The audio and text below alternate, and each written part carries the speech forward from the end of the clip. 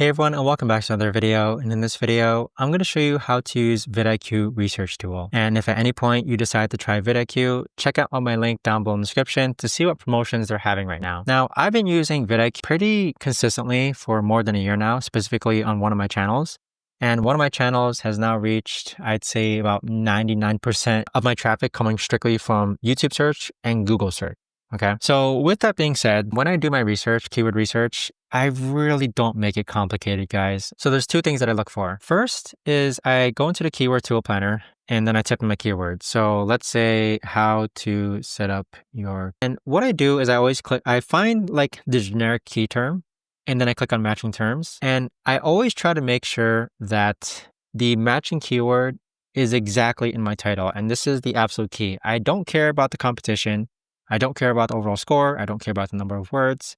So let's take, for example, this right here. So my keyword phrase always becomes the title of my video, and I call that exact match.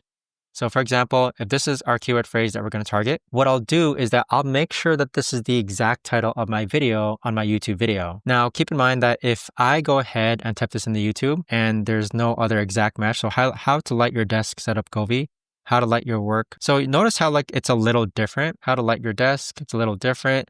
So what'll happen is that if you actually title your video this exact match keyword, you will be able to rank for it within time, okay? I've had videos rank within a week or literally within like a couple days. Now, the key with keyword research is that you have to be patient. And for me, what has worked is, again, the exact match keyword phrase. So we'll do another example where how to set up Apple. We'll see what comes up. So I'll do matching terms and then I'll choose the exact match keyword phrase. Make sure that it's exactly what's written on VidIQ.